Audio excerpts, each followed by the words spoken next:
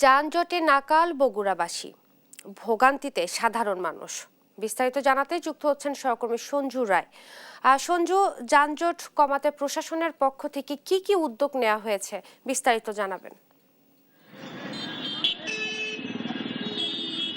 অনেক সমস্যার মাঝে অন্যতম একটি সমস্যা এখন বগুড়াবাসীর জন্য কাল হয়ে দাঁড়িয়েছে যানজটের সমস্যা। প্রতিদিনের মানুষের যে কর্মঘণ্টা থাকে তার অধিকাংশ সময় এখন মানুষের ব্যয় হয় এই সড়কে।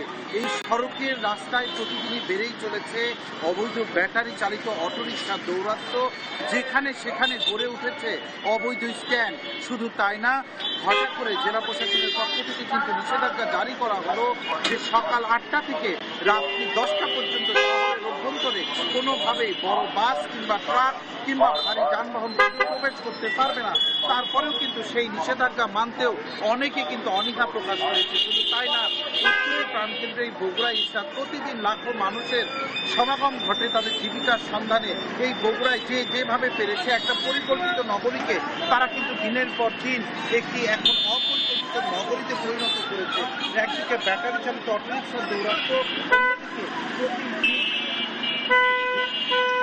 বগুড়ার ফুটপাত দখল করে যে ভ্রাম্যমাণ দোকানিরা যে ব্যবসা পরিচালনা করছে, এতে করে কিন্তু সাধারণ মানুষের জীবন কিন্তু এখন অত্যন্ত নাবিকতা থেকে গেছে এবং সাধারণ জনগণের জন্য তারা বারবার দাবি জানিয়েছেন যে বগুড়াকে যানজট মুক্ত করতে একটি দৃশ্যমান পদক্ষেপ, দৃশ্যমান ব্যবস্থা নেওয়ার জন্য। তারপরেও ট্রাফিক বিভাগের যে স্বল্প জনবল, তাদের পক্ষে কিন্তু কোনোভাবেই সম্ভব না এই যানজটকে মোকাবেলা করা। এখানে কিন্তু এর আগেও বারংবার উদ্যোগ নেওয়া হয়েছে এই ব্যাটারি চালিত অটোরিকশাগুলোকে একটি রেজিস্ট্রেশনের আওতায় আনা। তারপরেও বারংবার উদ্যোগ নেওয়া সত্ত্বেও বারংবারই কিন্তু পিছিয়ে এসেছে প্রশাসন, যে কারণে কিন্তু আজ বগুড়ার সড়কে লাখের সংখ্যায় অটোরিকশা কিন্তু আজ দাপিয়ে বেড়াচ্ছে। শুধু তাই না, বিকেল হলেই, বিকেলের পর থেকেই বগুড়া শহরের প্রধান প্রধান সড়ক দখল করে ভ্রাম্যমান যে ভ্যানগুলো বিভিন্ন কাপড় থেকে শুরু করে বিভিন্ন ভ্রাম্যমান দোকানি রাস্তার অর্ধেক দখল করে তাদের ব্যবসা পরিচালনা করেন। একদিকে যখন প্রশ্ন ওঠে যে গরিবেরা কোন দিকে যাবে, তখন একটি বিষয় জানিয়ে রাখতে চাই ইসরাত, এই যে ভ্রাম্যমান যে দোকানগুলো, এই দোকানগুলো কিন্তু নিয়ন্ত্রণ করে বিভিন্ন প্রভাবশালী মহল এবং বিভিন্ন প্রভাবশালী ব্যবসায়ীরা।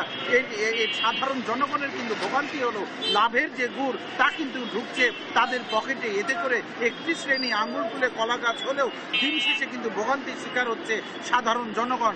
এই বগুড়া শহরের অভ্যন্তর দিয়ে কিন্তু চলে গেছে অনেকগুলো রেল লাইন, যে কারণে প্রতিদিন লোকাল এবং আন্তনগর যে ট্রেনগুলো যায়, এই ট্রেন যাতায়াতের কারণেও কিন্তু প্রতিদিন 15 থেকে 20 মিনিট যানজটের শিকার হতে হয় সাধারণ মানুষকে।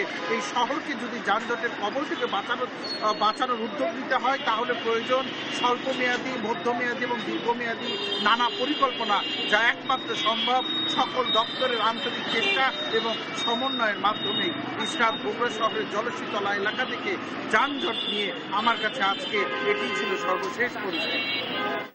আপনাকে ধন্যবাদ। বগুড়া থেকে যানজটের কারণে জনগণের ভোগান্তি নিয়ে বলছিলেন সহকর্মী সঞ্জু রায়।